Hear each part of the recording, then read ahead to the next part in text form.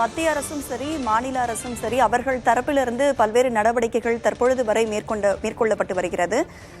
அடுக்குமாடி குடியிருப்பில் இருந்த 195 பேர்ல 175 பேர் இந்தியாவைச் சேர்ந்தவர்கள் அப்படின்னு கூறப்படும் நிலையில தற்பொழுது தமிழகத்தைச் சேர்ந்த 5 பேர் உயிரிழந்திருக்கிறார்கள். அதில் கருப்பண்ணன் ராமு என்பவர் உயிரிழந்திருக்கிறார். அவருடைய விவரம் தற்பொழுது தெரிய வந்திருக்கிறது. பயங்கர தீ விபத்தில் சிக்கி 40க்கும் மேற்பட்ட இந்தியர்கள் உயிரிழந்திருக்கிறார்கள். இதில் பெரும்பாலானோர் கேரளாவைச் சேர்ந்தவர்கள் என்று கூறப்படுகிறது. படுகாயமடைந்தவர்கள் மருத்துவமனையில் சிகிச்சை பெற்று வருகின்றனர்.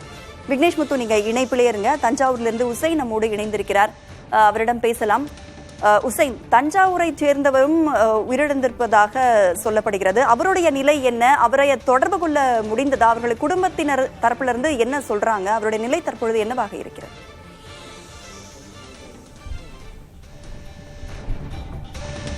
அதாவது ராதா, நேற்று அதிகாலை குவைத்தில் தொழிலாளர் குடியிருப்பு கட்டிடத்தில் ஏற்பட்ட தீ விபத்தில் 40க்கும் மேற்பட்டோர் உயிரிழந்திருக்கிறார்கள். இதில் தமிழகத்தை சேர்ந்த 5க்கும் மேற்பட்டோர் உயிரிழந்ததாக தெரிவிக்கப்பட்ட சூழ்நிலையில தஞ்சையை சேர்ந்த ரிச்சர்ட் ராய் என்பவர் அந்த கட்டிடத்தில் இருந்ததாக கூறப்படுகிறது. அவர் கடந்த 2 தினங்களுக்கு முன்பு அவர் குடும்பத்தினரை சந்தித்து அவர் பேசியுள்ள, அதாவது தொலைபேசி மூலம் பேசியுள்ள நிலையில் கடந்த 2 நாட்களாக அவரது தொடர்பு கொள்ள முடியவில்லை. அவரது நிலை என்ன என்பது குறித்து தெரியாமல் அவரது குடும்பத்தினர் இருக்கிறார்கள். அவர் நிலை என்ன, அவர் எப்படி இருக்கிறார், எங்கே இருக்கிறார் என்று தெரியாத நிலையில் அவர் குடும்பத்தினர் இருக்கக்கூடிய சூழ்நிலையில அவர்கள்ட்ட என்ன கொடுப்போம். சார், உங்க பையன் எங்க வேலை பார்க்கிறாரு, என்ன ஏது, இப்ப எப்படி இருக்காரா, அது தொடர்பு கொண்டீங்களா, என்ன ஏதுன்னு சொல்லுங்க. ஒண்ணுமே போன் நம்பர் கிடைக்கல சார். போன குவைத்தில் தான் சார் ஒர்க் பண்றான். குவைத்தில் செக் இன்ஸ்பெக்டரா இருக்கான் சார். எங்களுக்கு இதுல இருந்து வரைக்கும் ஒன்றும் தகவல் தெரியல சார். எங்களுக்கு அசோக்குமார் எம்எல்ஏ தான் சார் எங்களுக்கு எல்லா உதவியும் பண்ணி நேற்று நைட்டு 11 மணி வரைக்கும் உதவியெல்லாம் பண்ணார் சார்.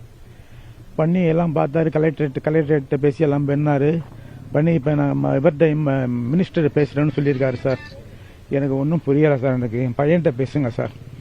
என் பையன்கிட்ட பேசுங்க சார். இப்போ உங்கள் அண்ணன் எப்படி இருக்காரு, என்னன்னு பேசுனீங்களா? எப்போ வேலைக்கு போனாரு, எப்போ வந்தாரு, கடைசியாக எப்போ பேசினாரு? 3 மாதத்துக்கு முன்னாடி வந்தாங்க ஊருக்கு. வந்துட்டு 1.5 மாதம் இருந்தாங்க. அப்புறம் லீவ் முடிஞ்சோட போயிட்டாங்க. இப்போ ஒரு 3 நாளைக்கு முன்னாடி கால் பண்ணும்போது அதுக்கப்புறம் காலையில் இந்த அட்ரஸ் எதுவுமே இல்லை. லாஸ்ட் சீனும் அதோடய முடிஞ்சிருச்சு ஒரு 2 நாளைக்கு முன்னாடியோட. அப்புறம் தான் விசாரிக்கும் போது இது மாதிரி பேர் மிஸ்ஸிங்கில் வந்துருக்கு, நோ இன்ஃபர்மேஷனில் இருக்குது அப்படின்னு கேள்விப்பட்டோம். அதான் இப்போ எப்படியாவது மத்திய மாநில அரசு எப்படியாவது கண்டுபிடிச்சி நடவடிக்கை எடுத்தால் நல்லாயிருக்கும். அவங்க உள்ள நண்பர்கள்ட்ட பேசுனீங்களா, என்ன ஏது பேசணும்? அதில் அந்த ரூமில் ஒரு பையன் இருந்தாப்லையாம். அந்த பையன் டோர் வழியால் அவர் சொன்னாராம், மகாராஷ்டிராவும் அந்த பையன் டோர் வழியால் விண்டோ வழியால் கீழே குதிச்சு போகும்போது காலில் அடிபட்டுச்சான். ஏதோ காலில் தான் அண்ணன் ஸ்டெப் வழியாக இறங்கலாம்னு சொல்லிட்டு கீழே இறங்கியிருக்காப்புல. இதுதான் லாஸ்ட் அவர் பார்த்ததான். அதுக்கப்புறம் நான் எம்எல்ஏ சார்ட்ட எல்லாத்தையும் கேட்கும். எம்எல்ஏ சார் சொன்னார், இது மாதிரி நோ இன்ஃபர்மேஷன் இருக்குது தம்பி அப்படின்னு சொன்னார். இதுதான் நடந்தது. அந்த ரிச்சர்ட் ராய் குடும்பத்தினர் தொடர்ந்து அவர்களது மகன்கள் மற்றும் சகோதரரை காண முடியாமல், அவருடைய தொடர்பு கொள்ள முடியாமல் தவிப்பில் இருக்கிறார்கள். விரைந்து அவரை பத்திரமாக மீட்டு தர வேண்டும் என தொடர்ந்து மத்திய மாநில அரசுகளுக்கு கோரிக்கை வைத்துள்ள நிலையில் மத்திய மாநில அரசுகள் உடனடியாக நடவடிக்கை எடுத்து அவர் எப்படி இருக்கிறார் என்ற விவரத்தை குடும்பத்திற்கு தெரிவிக்க வேண்டும். அது மட்டுமல்லாமல் அவரது உடல்நிலை மற்றும் எப்படி இருக்கிறது, அவரை பத்திரமாக மீட்டு தர வேண்டும் எனவும் கோரிக்கை வைக்கின்றனர். ராதா, தஞ்சாவூரை சேர்ந்த இளைஞருடைய நிலை என்ன அப்படின்னு தெரியாத ஒரு நிலையே இப்பொழுது இருக்கு. அவர்களுடைய உறவினர்களுடைய மனநிலையை தற்பொழுது புரிந்து கொள்ள முடிகிறது.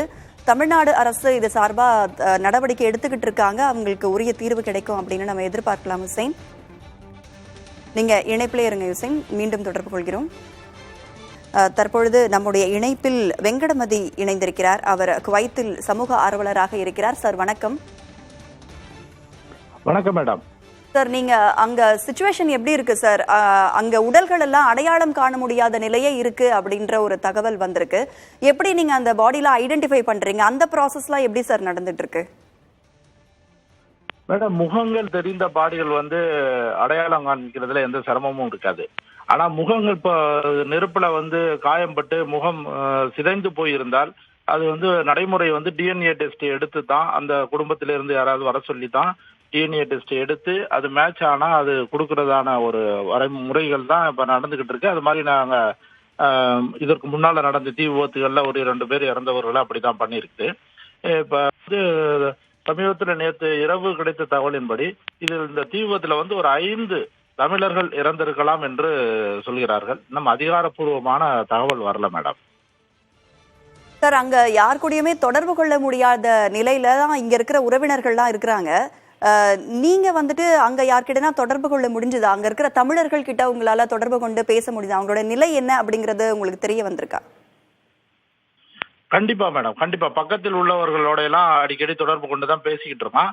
இப்ப ஹாஸ்பிட்டல்ல வந்து 60க்கும் மேற்பட்டவர்கள் காயம்பட்டு சிறு காயங்களுடன் பக்கத்துல இருந்த அரசு மருத்துவமனைகளில் சிகிச்சை பெற்று வந்தவர்கள்லாம் இப்ப நேற்று நைட்டு ரொம்ப பேர் டிஸ்சார்ஜ் ஆயிருக்காங்க. அது ஒரு அவசர தீவிர சிகிச்சை பிரிவில் இருக்கிறவங்க ஒரு சிலரை தவிர மற்றவங்க எல்லாருமே டிஸ்சார்ஜ் ஆயிட்டாங்க மேடம். இப்ப அந்த அடையாளம் காணப்பட்டு அவங்களுடைய உறவினர்கள் கிட்ட எல்லாம் நீங்களாவே தொடர்பு கொண்டு சொல்லிடுவீங்களா சார்? என்ன விவரம், அவங்களோட நிலை என்ன அப்படிங்கறது? இல்ல மேடம், நாங்களா தொடர்பு கொண்டு அதிகாரப்பூர்வ தகவல் வருவதற்கு முன்பாக நாங்களா சொல்றது அது நல்லா இருக்காது. இந்த நாட்டினுடைய சட்டத்திட்டங்கள் அப்படி. இந்திய தூதரகத்தினுடைய அறிவிப்புக்காக காத்துக்கிட்டு இருக்கான். அவங்க தான் அது ஒரு சரியான தகவலை பரிமாற முடியும். காலையில கூட நமது வெளியுறவு அமைச்சர், வெளிநாடு வாழ் தமிழர் நலத்துறையினுடைய அமைச்சர் மஸ்தான் அவர்கள் என்னை தொடர்பு கொண்டார்கள். தொடர்பு கொண்டு இது சம்பந்தமாக கேட்டு தகவல்களை தெரிந்து கொண்டார்கள். வெளிநாடு வாழ் தமிழர் நலத்துறையினுடைய ஆணையர் மற்றும் அதனுடைய தலைவர் கார்த்திகேய சிவசேனாதிபதியும் அடிக்கடி என்னுடன் தொடர்பு கொண்டு இந்த தகவலை பற்றி தமிழக அரசு எல்லா விதமான உதவிகளையும் செய்ய தயாராக இருக்கிறது என்று வலியுறுத்தி வருகிறார்கள். இன்றைய தினம் இந்தியாவிலிருந்து வெளியுறவுத்துறை இணையமைச்சர் அவர்கள் வந்திருக்கிறார்கள். அவர்கள் தற்சமயம் அந்த இடத்தை பார்வையிட்டு மருத்துவமனையில் சிகிச்சை பெற்று வரும் இந்தியர்களையும் பார்வையிட காத்திருக்கிறார்கள். உடல்களை அடையாளம் காண டிஎன்ஏ பரிசோதனை நடந்துட்டு இருக்கு. இப்ப படுகாயம் அடைந்தவர்கள் மருத்துவமனையில சிகிச்சை பெற்று வராங்க. அவங்களுடைய நிலையெல்லாம் எந்த அளவுக்கு சார் இருக்கு? இந்த டிஎன்ஏ டெஸ்ட் வந்து எல்லாருக்கும் தேவைப்படாது.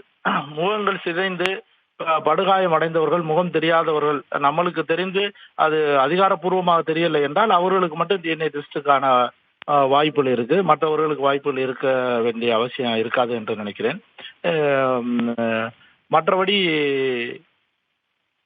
சிகிச்சை பிரிவில் இருக்கிறவர்களும் தீவிர சிகிச்சை பிரிவில் இருக்கிறவர்களும் ஒரு சரியான மருத்துவ ட்ரீட்மெண்ட் போயிட்டு இருக்கு மேடம்.